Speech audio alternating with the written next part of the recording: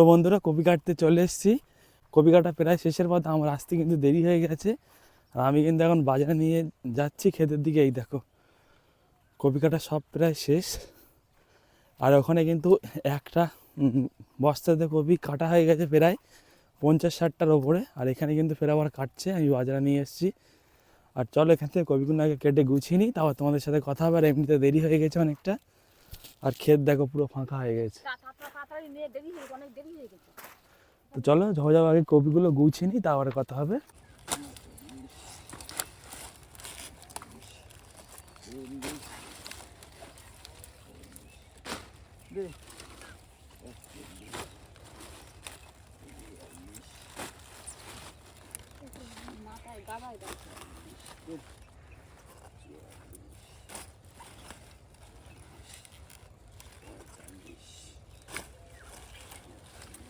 কি করবে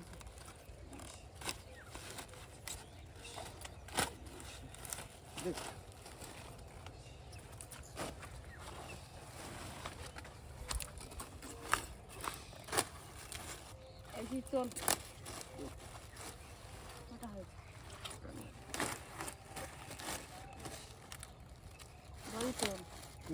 তো কপি কাটা আমাদের এখানে সব কিছু কিন্তু গোছানো কমপ্লিট হয়ে গেছে। বাবা কিন্তু এখন হাটের দিকে যাচ্ছে এই যে কপি নিয়ে। আর ভোর 4টের সময় কিন্তু সেই মিটুলিয়ার পটল বিক্রি করে চলে এসছে। তখন আমার ঘুম ভাঙতে লেট হয়ে গেছে।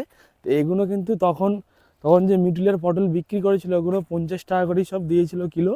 আর এগুলো এখন বিক্রি করতে যাচ্ছে, দেখা যাক কত করে কি পিস বিক্রি হয়। এমনিতে তো কপির দাম কমে গেছে, 10-12 টাকা করে বিক্রি হচ্ছে। আজকে কত করে বিক্রি হবে ঠিক জানা নেই। হাত কিন্তু ওই কপি বয়ে বয়ে হাত কিন্তু সেরকম কাজ করছে না, হাত জমে যাবে এরকম ভাব। খুব ঠান্ডা লেগে গেছে হাতে। তো চলো এখন গিয়ে পটলের ফুলটার সময়, ঠান্ডার সময় তো এই হালকা হালকা ঠান্ডা পড়ছে, মোটামুটি ঠান্ডা আর কি, মাঝামাঝি ঠান্ডা। এর থেকে বেশি ঠান্ডা পড়লে ফুল ফোটে না তোমার।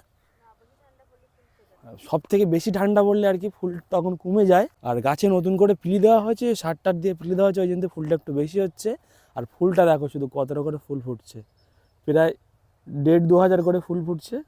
এই দেখো, সেই দেখো সব এই লাইন দিয়ে দেখো কতটা ফুল আছে এক জায়গাতে, এইটুকুনির মধ্যে প্রচুর ফুল ফুটছে।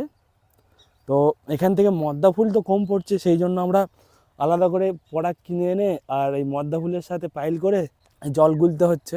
মদ্দা ফুল কম ফুটছে, মেয়ে ফুল বেশি ফুটছে, এরকমই হয় পটলে। কখনো মদ্দা ফুল বেশি ফোটে, কখনো মেয়ে ফুল কম ফোটে, কখনো মেয়ে ফুল বেশি ফোটে, কখনো মদ্দা ফুল কম ফোটে, এরকম হয়।